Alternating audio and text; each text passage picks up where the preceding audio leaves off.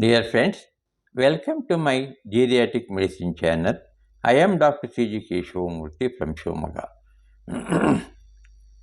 Last time we learned about the different types of personalities in old age, like rocking chair man, armor man, or disabled man, angry man, self-hating personality, and so many things. Now we shall understand an unavoidable situation called bereavement. What is bereavement then? Bereavement is a process of mourn, M-O-U-R-N, and grief that occurs after death of a loved one. People who are bereaved experience grief reaction, and have periods of mourning and feelings of intense sorrow and loss. Many of these experiences or reactions may vary from person to person and in accordance with religious custom or cultural rituals. Then, how to cope up with bereavement? There are certain practical points to cope bereavement. There are do's and don'ts. There are certain things which you should not do and which you should do. Now, let us enumerate those things. Do try to prepare yourself in advance of a death.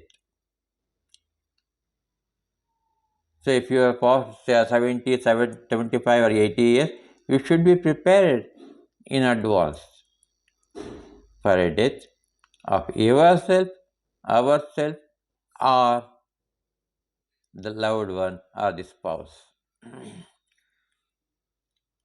Any person who comes to the earth should leave after some time. It is the rule of the God and the nature. So after the death, do express your emotions. It won't help to hide your feelings. You should not hide it. Express everything with a close friend or a sympathetic group. Talk with an open heart about what has happened to the dead person. And you talk with your family also. Again, I will tell you, it's a close friend and a sympathetic group. You should identify those persons in advance. When such thing happens, you should be able to call them. At least 50% of them should come and attend to your family, and see the dead body and should has compassion words. Do take great care of yourself. Eat properly and rest properly.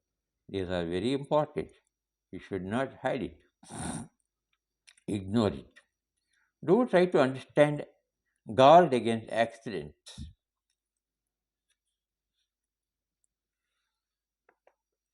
Do not do heroics like climbing a hill and walking for a long distance, trekking for 8 to 15 kilometers. No, you should not do it after 75 years of age.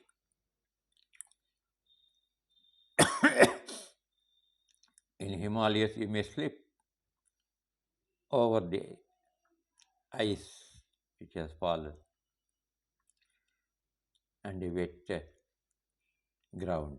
You may break your knee joint and break your leg and femur and hip joint. It should not happen. So try to guard against accident.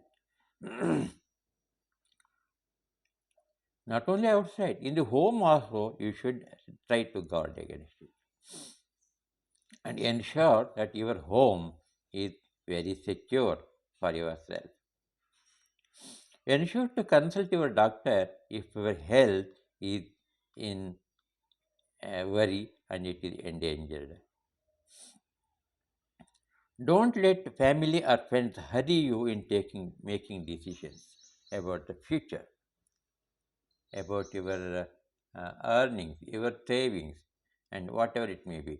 Don't be in a hurry to dispose it off immediately by the words of your friends or family. Take some time, let some 6 months or 1 year may go, and try to understand your situation, your lifespan, rest lifespan, and uh, work accordingly. Don't enter into any financial arrangement which you don't understand. That is very important. Investing in shares, mutual funds, and chit funds, etc. If you doesn't understand about the consequences, don't enter into that problem. Even simple fixed deposit in a bank which earns about 6 to 7% may be sufficient if your savings are in a good size. Don't allow the funeral rituals to be expensive. There is no point in spending a lot of money, lakhs together in funeral rituals.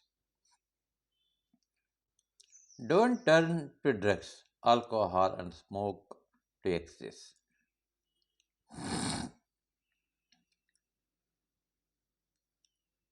When you are alone, you may fall into the habits of taking drugs, alcohol, or smoking, chain smoking. This should not happen. Take care of your health, your lungs, your heart, your brain. That's very important for your future. Which another 10, 15 years are left in front of you. You will have to be ready with all those things. Just you can't disappear from the world. It's not possible. It is not possible, not advisable also.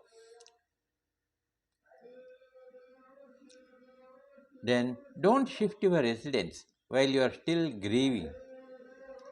Take some time. If you are supposed to leave the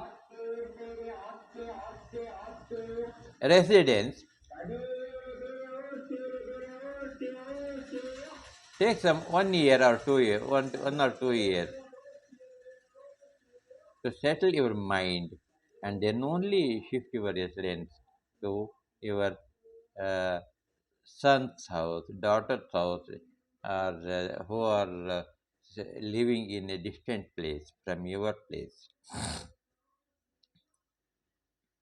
You will need time to adjust to your changed circumstances. And there also, if you change your residence, shift your residence, it may be very difficult to cope up with the situations. Do not hurry the healing process about the grievance.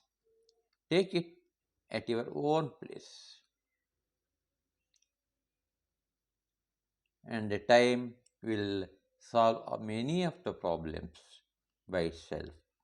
You doesn't have to take care of all those things.